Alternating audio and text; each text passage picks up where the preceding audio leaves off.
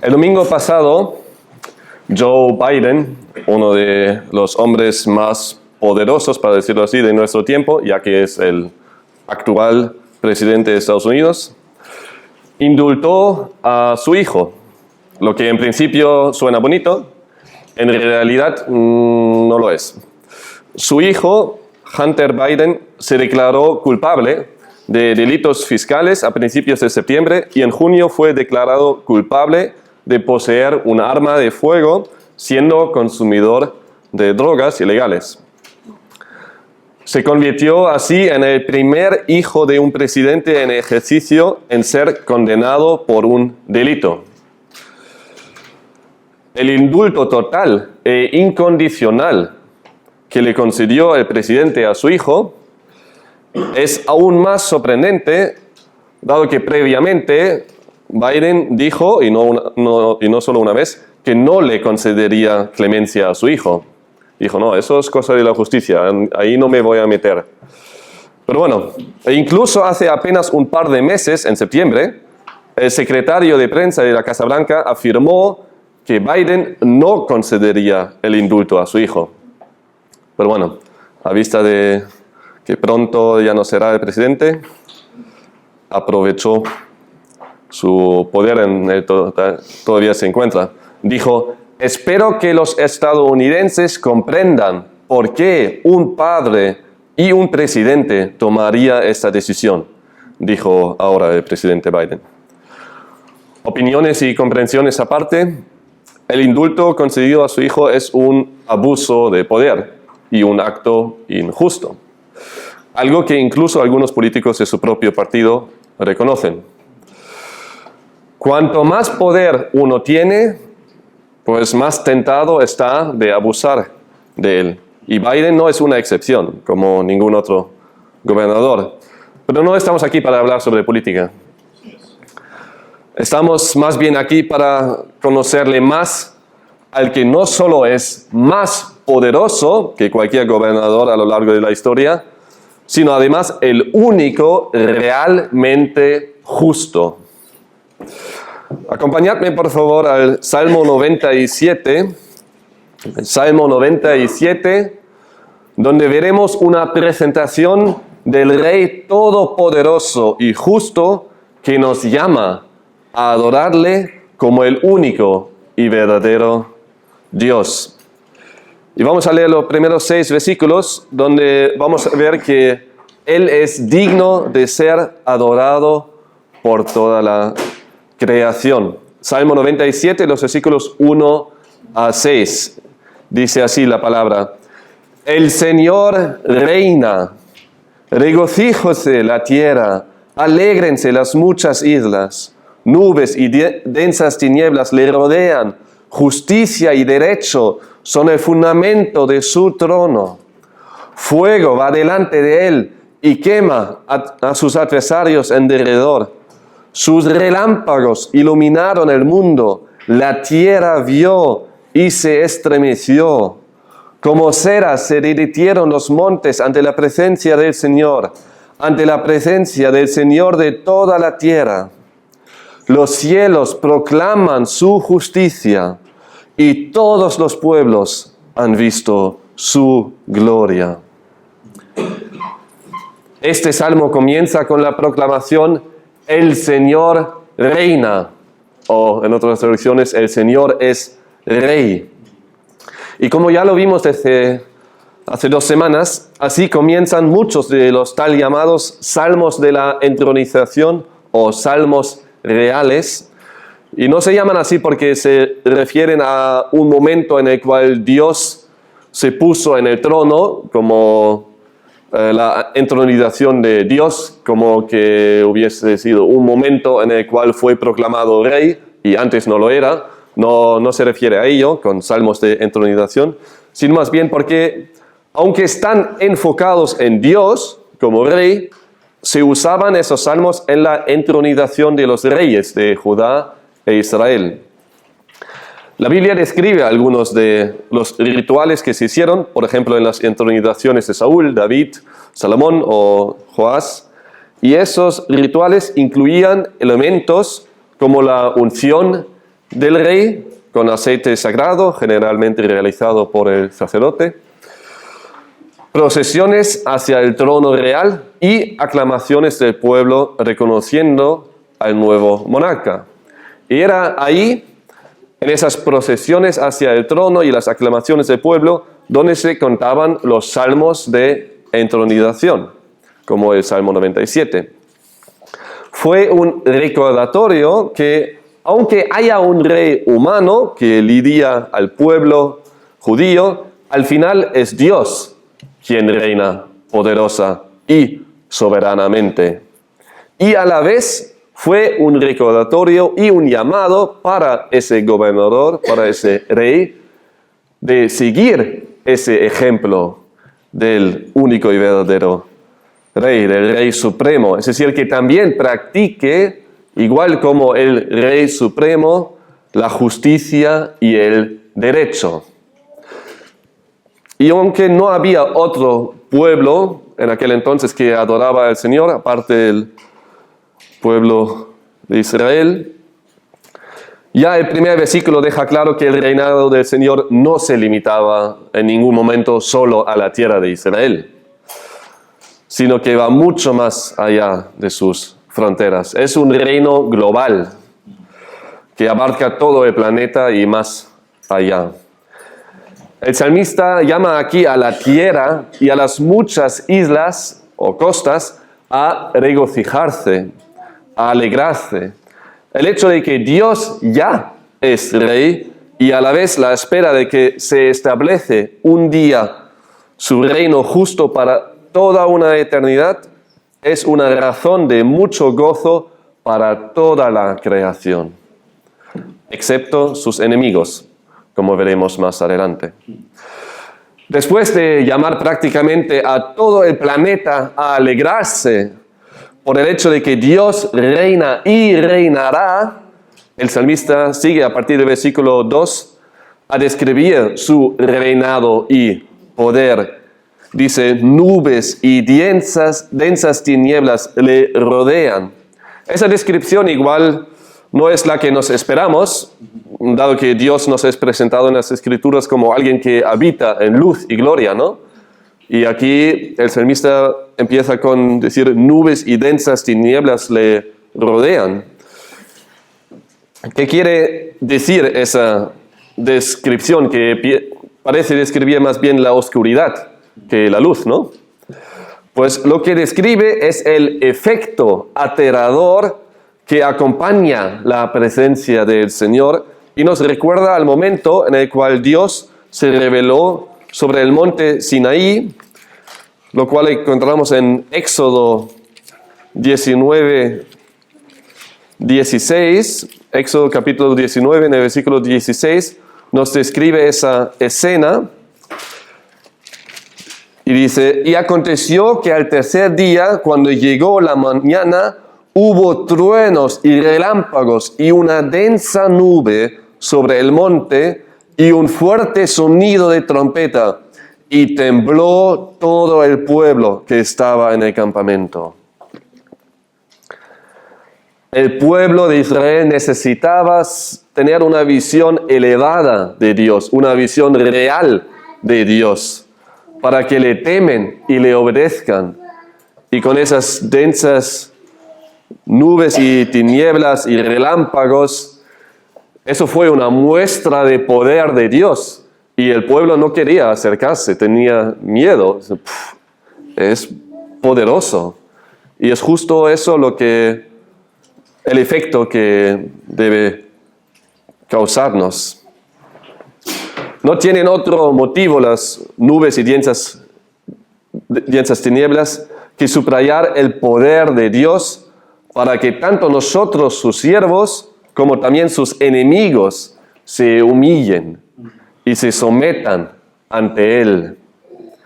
La Biblia en ningún lugar se nos presenta a Dios como lo hacen algunas caricaturas en la prensa y los dibujos animados, como un abuelito con una barba larga, ahí sentado en su trono, un poco aburrido, no sabe qué hacer, y ahí rodeados de ángeles,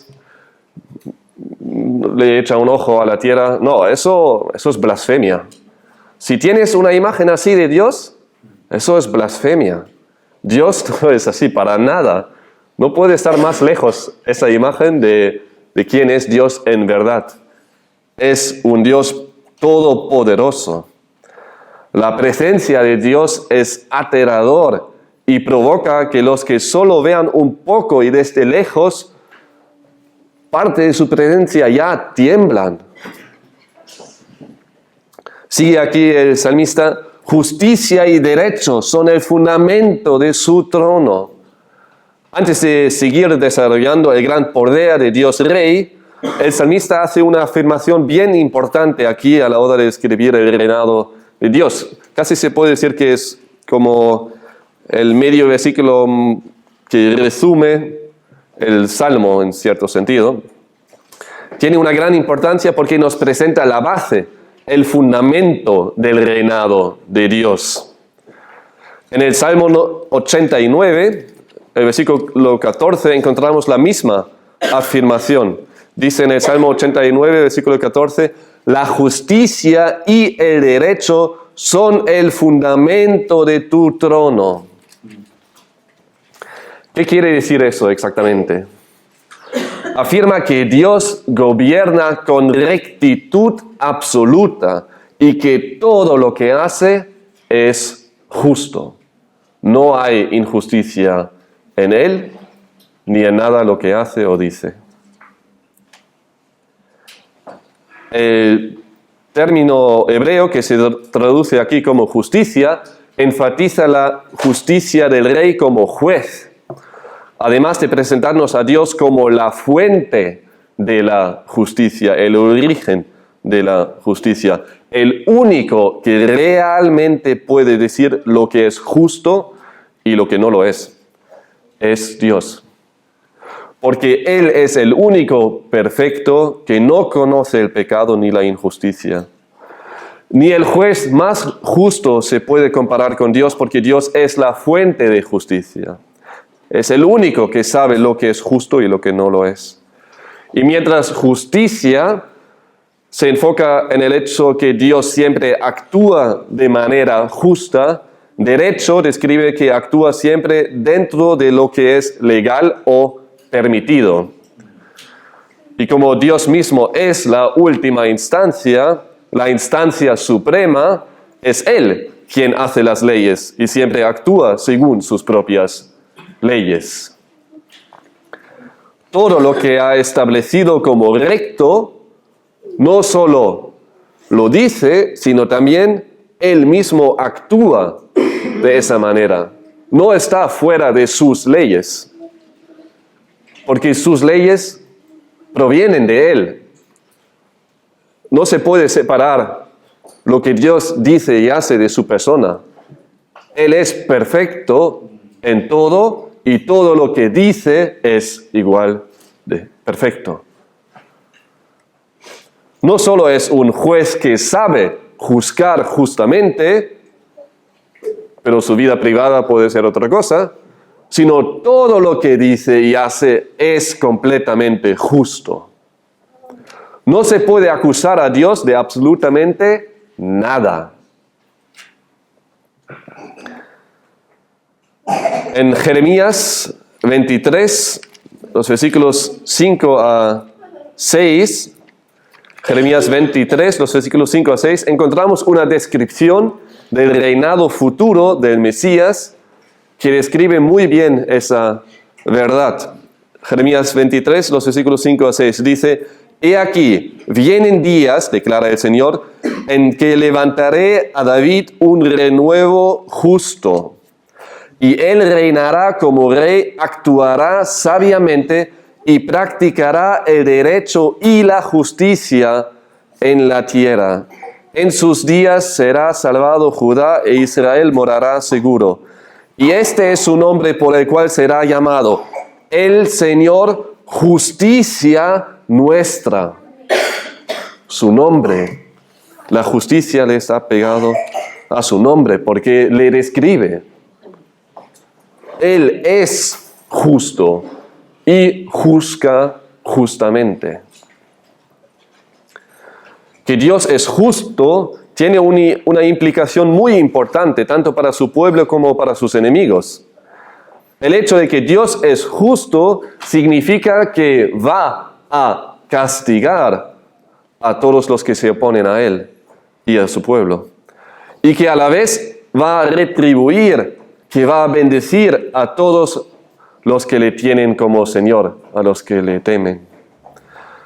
Además, su justicia nos llama a los suyos a seguir su ejemplo y actuar según nuestro Rey, es decir, hacer lo correcto, lo justo. Pero antes de describir lo que la justicia de Dios implica para los suyos, el salmista describe lo que implica para sus enemigos, que se ven enfrentados con el juez todopoderoso. Dice el versículo 3, fuego va delante de él y quema a sus adversarios en derredor. La imagen que el salmista nos presenta aquí es una imagen de poder destructivo que muestra que nada ni nadie puede resistir su justicia. El fuego va delante de él. Simboliza el juicio inminente de Dios contra sus enemigos. Va a venir el día en el que el Señor destruirá poderosamente y totalmente a sus enemigos, en el tal llamado Día del Señor. En Zacarías 14, versículo 12, el profeta lo describe con las siguientes palabras. Zacarías 14, versículo 12, antes de Malaquías. Zacarías 14, 12, dice, esta será la plaga con que el Señor herirá a todos los pueblos que han hecho guerra contra Jerusalén. Se pudrirá su carne estando ellos aún de pie, y se pudrirán sus ojos en sus cuencas, y su lengua se pudrirá en su boca. Una descripción cruel, ¿no? No deseo para nadie aquí que experimente eso. Ser enemigo de Dios no es para nada agradable. Las consecuencias son tremendas. Y no es solo un instante. Los enemigos de Dios se van a encontrar por toda una eternidad en el infierno.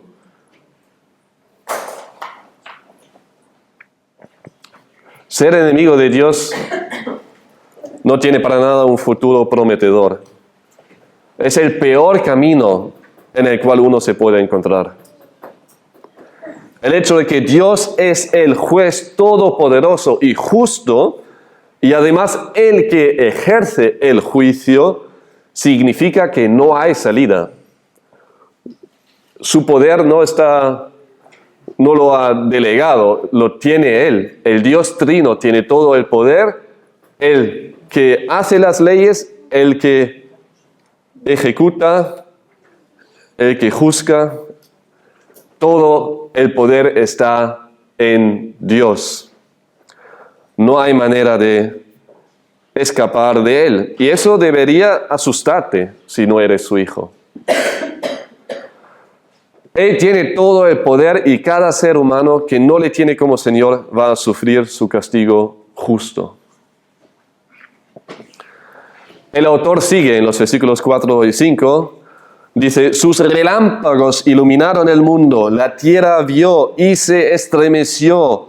Como cera se derritieron los montes ante la presencia del Señor, ante la presencia del Señor de toda la tierra. El salmista nos pinta aquí un cuadro épico.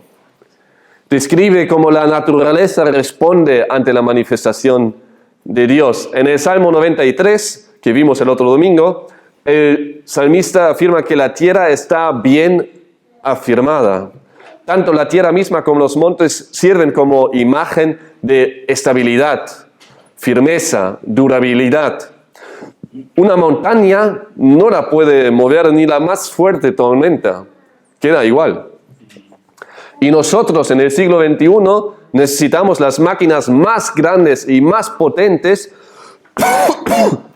y además muchísimo tiempo para poder perforar una montaña, para crear un túnel para los coches. No hay nada más resistente y permanente como las montañas. Pero ante la presencia de Dios, se derriten como cera los montes. Nada ni nadie puede seguir en pie delante del Dios Todopoderoso. Ni siquiera lo más firme de lo que conocemos. Los cielos proclaman su justicia y todos los pueblos han visto su gloria, afirma el salmista en el versículo 6. Aquí vuelve a hacer referencia a la idea principal de ese salmo, la justicia del Dios Todopoderoso. Su justicia es incluso proclamado por los cielos, lo cual describe una vez más su extensión global. La justicia de Dios se revelará a todo el mundo.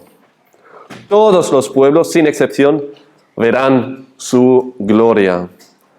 Aunque tanto este salmo como los demás salmos reales describen el reinado de Dios eterno ya existente, Él ya es Rey, a la vez tienen un énfasis profético, describiendo el reinado por venir, que describe el famoso ya y todavía no.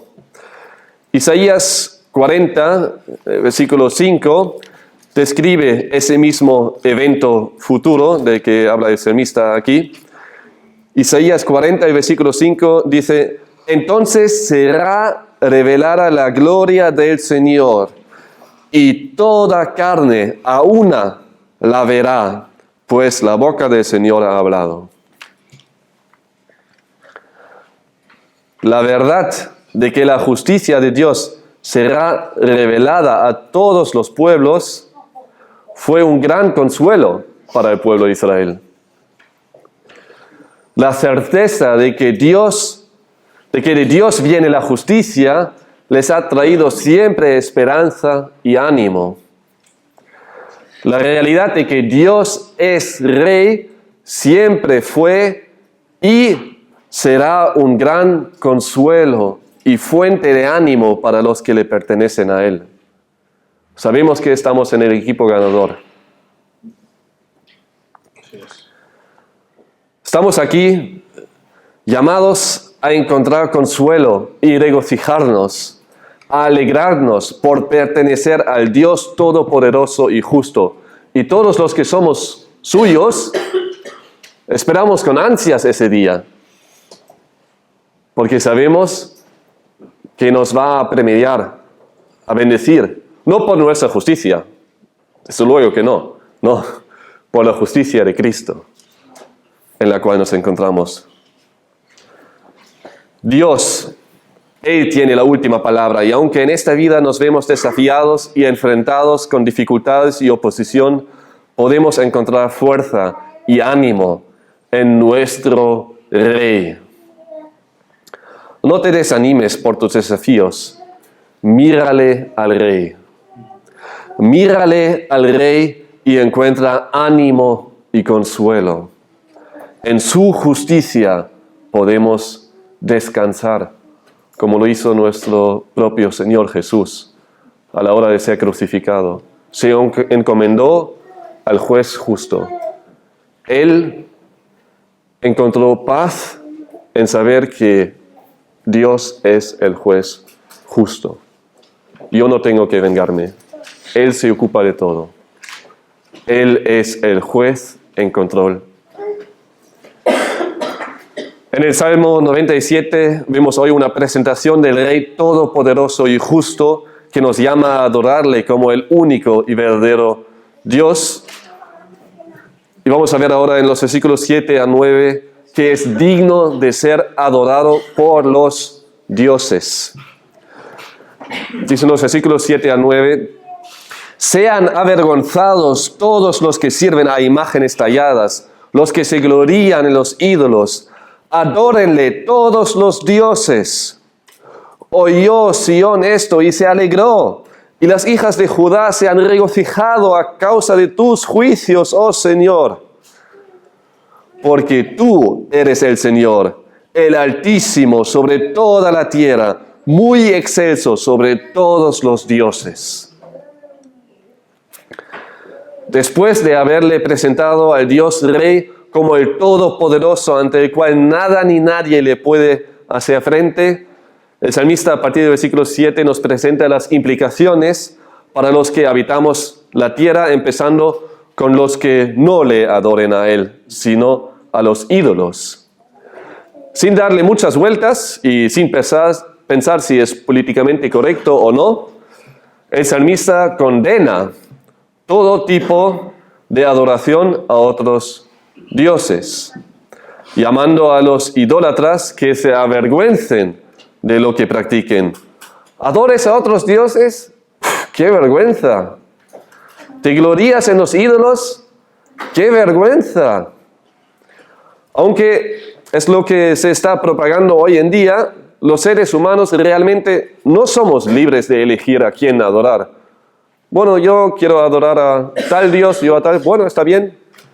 Mientras hagas lo que en tus ojos está bien. No. Las diferentes religiones no son como la liga, donde cada uno puede elegir su equipo y todos valen igual. No, no es así.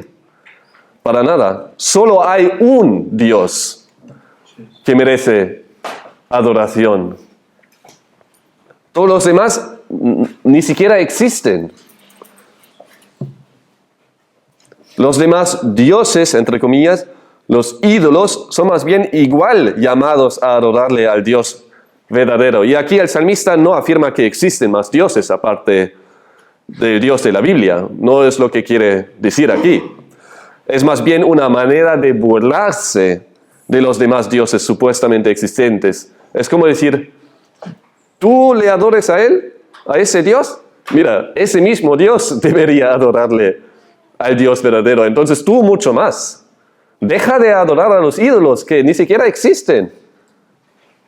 Y si existiesen, pues deberían adorarle al Señor igual. Así que déjalo. Adora al único y verdadero Dios. Y de hecho Dios mismo se burló de esa manera de los ídolos. Igual como descrito aquí. Como leímos en 1 Samuel 5, es una historia casi un poco graciosa. El arca del Señor se encuentra aquí en el territorio de los filisteos y Dios les muestra una lección. Vamos a leer los primeros 5 versículos, 4 versículos, los primeros 4 versículos del capítulo 5 de 1 Samuel. Dice, los filisteos tomaron el arca de Dios y la llevaron de Ebenezer a Asdod. Entonces tomaron los filisteos el arca de Dios y la introdujeron en el templo de Dagón y la pusieron junto a Dagón. A la mañana siguiente, cuando los de Asdod se levantaron temprano, he aquí que Dagón había caído rostro en tierra delante del arca del Señor. Y tomaron a Dagón y lo pusieron otra vez en su lugar. Pero al levantarse temprano al día siguiente, he aquí que Dagón había caído rostro en tierra delante del arca del Señor.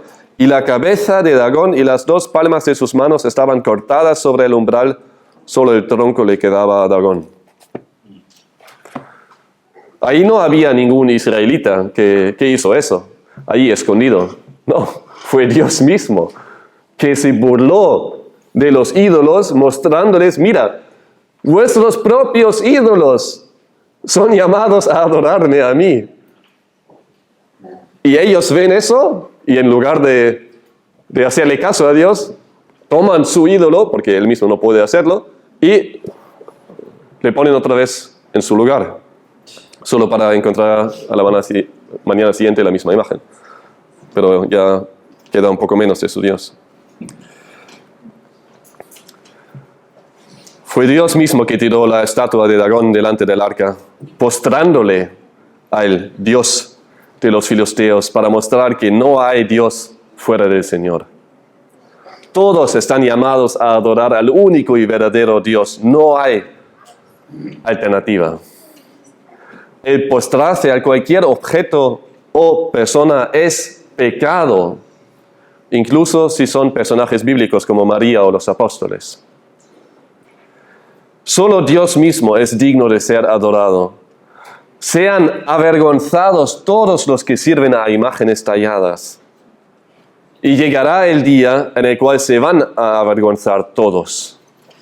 En el día del Señor, cuando Él viene y todos los pueblos le van a ver, se van a avergonzar todos los que no le han adorado como Dios. Se van a quedar paralizados cuando de repente se dan cuenta que no hayan adorado al único y verdadero Dios y que ya será demasiado tarde para arrepentirse. Pero mientras el regreso del Señor para unos va a ser el momento más horrible y aterrador porque trae su condenación, para otros va a ser el día más deseado porque trae la salvación para los que le pertenecen a Él. Y esa es la idea del versículo 8. Dice, oyó Sión esto y se alegró, y las hijas de Judá se han regocijado a causa de tus juicios, oh Señor. Para el pueblo de Dios, aquí descrito como Sión y las hijas de Judá, que es una referencia a las ciudades de Judá, se va a regocijar cuando el Señor será exaltado en el día en el cual es presentado como el juez justo de toda la tierra. Se han regocijado a causa de tus juicios. El justo juicio de Dios causará regocijo para su pueblo. ¿Por qué? Pues porque condena a los malignos y apremia a los fieles. A la vez, el pueblo de Dios se regocija porque por fin todo el mundo se dará cuenta que Él es el Señor, como lo vimos en el versículo 9. Dice, porque tú eres el Señor, el Altísimo sobre toda la tierra, muy excelso sobre todos los dioses. Él es el Señor, Él es el Altísimo, que reina sobre toda la tierra, el que está muy excelso sobre todos los dioses, y no solo las imágenes y estatuas, sino cualquier persona o cosa que le pones encima de Él. Él y solo Él es digno de ser adorado. Ese versículo reafirma la supremacía del Rey eterno sobre toda la tierra y los supuestos dioses. No hay ni poder, ni entidad, ni ningún personaje que pueda compararse con el Señor. Él es santo, separado de todo lo demás, apartado, incomparable. En el concurso de la Miss Universo 2015 ocurrió algo que trajo vergüenza al presentador, puesto que se ha equivocado grandemente. El famoso presentador Steve Harvey confundió a la ganadora del concurso. Durante el evento final, Harvey anunció a la colombiana Ariadna Gutiérrez como Miss Universo, lo cual provocó gran alegría entre ella y sus seguidores. Sin embargo, solo unos minutos después, Harvey tuvo que regresar al escenario. Ya no tenía el mismo aspecto como antes, tenía más bien una cara visiblemente avergonzada y aclaró que había leído mal la tarjeta. La verdadera ganadora era, en realidad, Pia Wurtzbach, de Filipinas. Gutiérrez, quien ya llevaba la corona y la banda, tuvo que devolvérsela a Wurtzbach frente a millones de espectadores. El error de Harvey le trajo mucha vergüenza, pero aunque equivocarse de tal manera no es para nada agradable, tampoco tiene unas consecuencias graves. El equivocarse de Dios, sin embargo, sí. Eso no es solo un momento vergonzoso del cual después se puede reír, no. Es otra cosa. En el día en el cual se presentará como el juez justo, será demasiado tarde para corregir el error más grave que uno puede cometer: haberse equivocado del Dios. Y ya no hay arreglo. ¿A qué nos llaman esos versículos? Nos llaman a no equivocarse del Dios. En primer lugar, llaman a todos entre nosotros que todavía no le tienen como su Dios a arrepentirse de sus pecados y cambiar su adoración errónea a la adoración verdadera del único Dios. ¿Quién está sentado en el trono de tu vida? ¿Quién manda? ¿Está Cristo ahí sentado o te tienes a ti mismo como rey? ¿Buscas la vida en Cristo o en el mundo? Si todavía no te has postrado ante Él, arrepiéntate. Arrepiéntate de tus pecados y arrodíllate ante la cruz. La cruz donde Cristo murió, donde pagó por tus pecados con su sangre y venció el pecado y la muerte. Fue tumbado, pero resucitó al tercer día. Para que cada uno de nosotros que estamos aquí podamos tener paz para con Dios si nos arrepentimos, si creemos en Cristo como nuestro único Salvador y Señor. Si dejamos de engañarnos a nosotros mismos y a los demás, ya no pensando en lo que piensan los demás de nosotros, sino solo qué es lo que piensa Dios de mí. ¿Cómo está mi relación con Dios? ¿Cuál es mi estatus con Dios? Deja de engañarte a ti mismo y a los demás.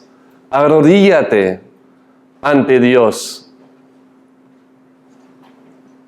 para que no te tengas que avergonzar un día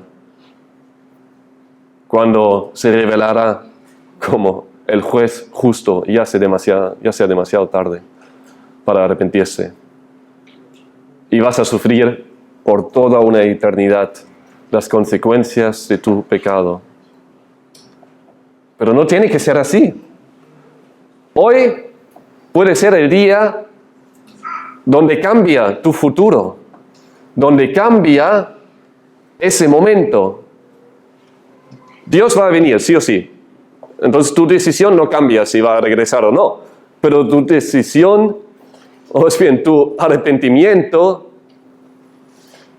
y tu fe genuina en el Señor va a cambiar si estás ahí como enemigo o como amigo de Dios. Si vas a sufrir el castigo o si vas a estar con Él por toda una eternidad, disfrutando del lugar donde mora la justicia.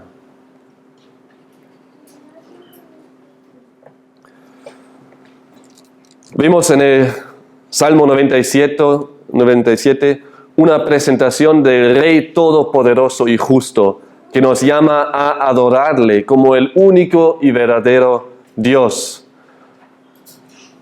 Viendo en los últimos versículos que es digno de ser adorado por los santos.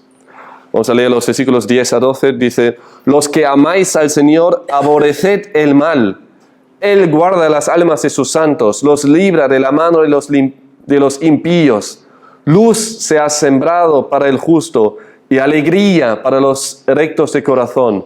Justos, alegraos en el Señor y alabad su santo nombre. Llegamos a los últimos versículos donde el salmista ya no habla a los enemigos de Dios, sino se dirige ahora a los que le aman al Señor. En esos 3 versículos encontramos 3 llamados, de lo cual el primero es el de aborrecer el mal.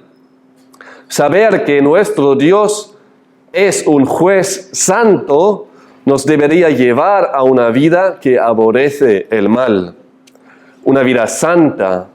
Amar a Dios implica amar lo que Él ama y odiar lo que Él odia, en concreto el mal.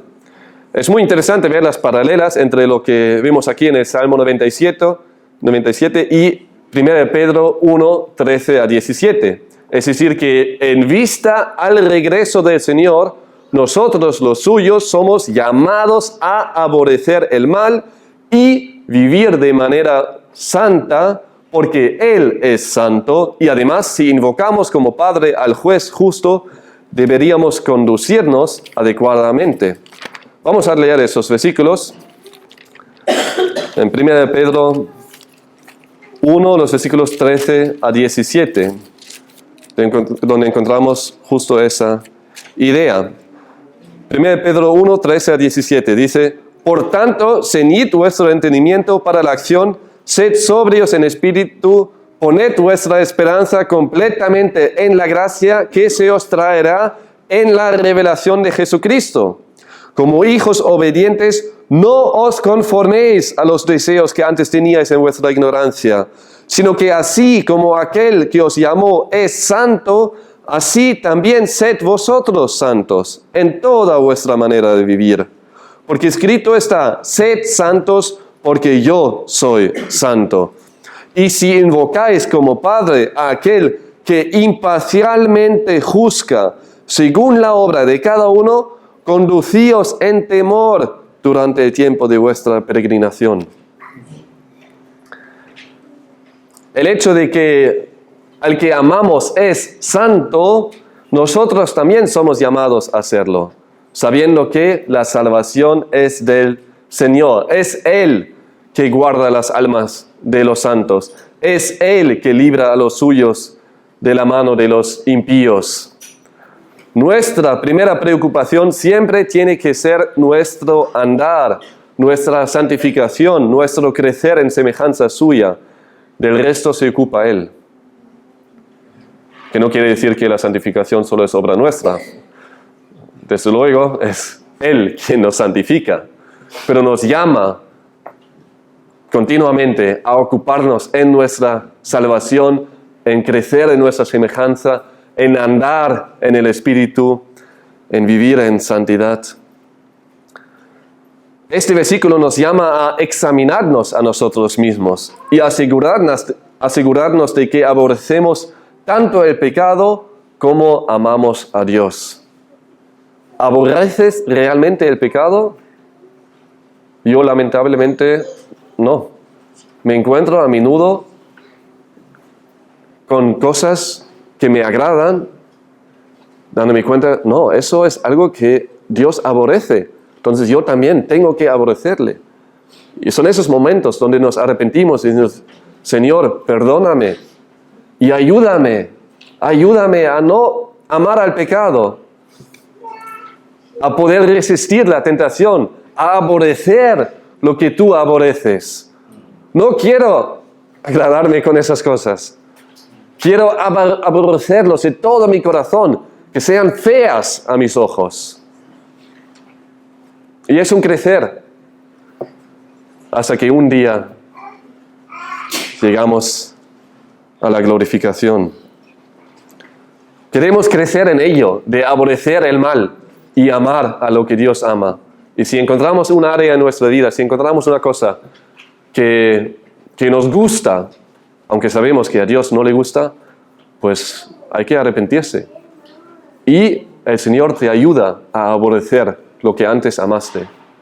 Y si encontramos algo donde no tenemos ese amor, aunque sabemos que Dios ama esa cosa, por ejemplo, el amor hacia los hermanos, si vemos que no amamos a los hermanos tal como deberíamos, Dios sí ama a todos los suyos y nos llama a amarnos entre nosotros los hermanos, ¿no?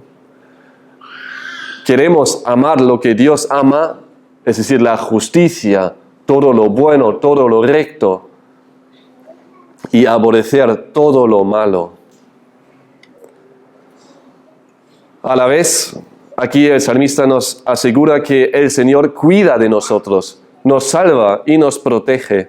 Dice el versículo 11, luz se ha sembrado para el justo y alegría para los rectos de corazón. La expresión luz se ha sembrado es una forma poética de describir el triunfo definitivo de la justicia y de los justos, dice un autor. Dios, el justo y todopoderoso Rey, trae justicia y victoria. La oscuridad dará paso a la luz. Dios trae luz para el justo y alegría para los rectos de corazón. ¿Quiénes son los justos y rectos de corazón? Las descripciones justos y rectos de corazón sirven como sinónimos para referirse a la misma gente como en el versículo 10. Los que aman al Señor, los santos, los que andan en los rectos y justos caminos del Señor, cuyas vidas son caracterizados por hacer el bien, por hacer lo que agrada a Dios, los que en su pensar y hacer se asemejan más y más al Señor. El término que tanto en el versículo 11 como en el versículo 12 es traducido como justo o justos, tiene la misma raíz en el hebreo como el término justicia en el versículo 2 y 6, se refiere a lo mismo, es decir, a la justicia de Dios. Con llamarles justos, les describe como a los que practican la justicia de Dios. Son los santos, los que aman a Dios, los que practican la justicia, los que andan en sus caminos, a los que igual a Él buscan y hacen la justicia. Nosotros, los suyos, somos justos y rectos de corazón, pero no por nosotros mismos. Es más bien Él quien nos hizo justo, aunque aquí el enfoque no está en la justificación por medio de la fe, sino más bien está describiendo lo que caracteriza a los que ya son salvos, a los que son justificados. Son caracterizados por un pensamiento y actuar que se asemeja a la justicia de Dios. Comparten la misma definición sobre lo que es justo y lo que es malo. Aman lo que Dios ama y aborrecen lo que Dios aborrece. Y a estos justos les llama aquí en el último versículo a alegrarse en el Señor, a alabar su santo nombre. Con terminar así, el salmista no nos deja en duda de lo que es la aplicación principal de este salmo. Después de haber leído, contemplado ese salmo, ¿cuál es la aplicación principal? ¿A qué debería llevarnos? Bueno, el salmista aquí nos lo dice. Es una sola aplicación que encontramos aquí. Aunque en el Salmo encontramos muchas implicaciones, la principal es la de alegrarse en el Señor, la de adorarle a Él. Y aunque son dos imperativos, es una sola aplicación. No está pensado en dos cosas distintas, separadas. Alegrarse en el Señor y adorarle a Él van de mano a mano. No se puede alegrar en el Señor sin adorarle. Ni tampoco se puede adorarle de verdad sin alegrarse en Él. Cuando le contemplamos, cuando contemplamos su grandeza, su poder, su justicia y su victoria, no nos queda otra que gozarnos en Él y adorarle a Él. Es un poco como los aficionados de fútbol cuando su equipo gana la final de la Champions. Están tan emocionados y llenos de gozo que de una manera natural, nadie tiene que animarles a ello, en su gozo alaban al equipo. Han contemplado por más de 90 minutos cómo su equipo ha traído la victoria y aunque ellos mismos eran más bien espectadores que participantes, están abrumados de alegría. Y a veces parece que aún más que los mismos jugadores. Pero ¿qué es ganar la final de la Champions League en comparación a la victoria final sobre el mal por medio de nuestro Dios? Y si somos capaces de hasta llorar por alegría si nuestro equipo gana la final de la Champions, y yo también lloraba, pero solo 2 veces y fue cuando mi equipo perdió la final. Ahí sí, lloré cuando era adolescente, joven, y mi padre me veía y dice, ¡qué fuerte! Ahí sabes llorar. Sí. No pude. Se corrieron las lágrimas cuando mi equipo perdió la final. ahí nos podemos emocionar. Pero ¿qué es una final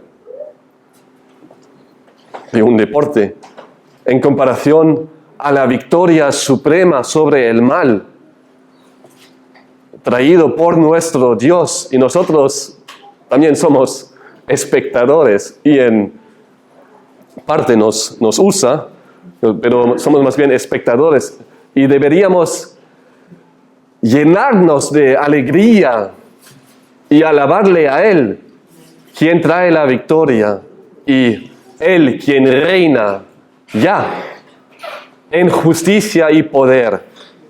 Él es nuestro Rey, todopoderoso y justo. Hermanos, regocijémonos, alegrémonos en el Señor y alabamos su santo nombre. Vamos a orar. Gracias, Señor, gracias por ser el Rey todopoderoso y justo. Gracias por saber que no nos equivocamos de Dios. Gracias por saber que no tenemos que buscar más. Ya sabemos quién es el único Dios. Tú eres el Rey y el juez justo y todopoderoso. Gracias por poder adorarte. Nos permites adorarte. Nos concedes ese privilegio de adorarte a ti. Gracias. Y al mismo tiempo eres el único que es digno de ser adorado. Por favor, Señor, ayúdanos en alegrarnos en ti y adorarte a ti de manera gozosa, sabiendo que tú eres el que trae la victoria. Gracias, Señor, por saber eso y a la vez te pido, te ruego,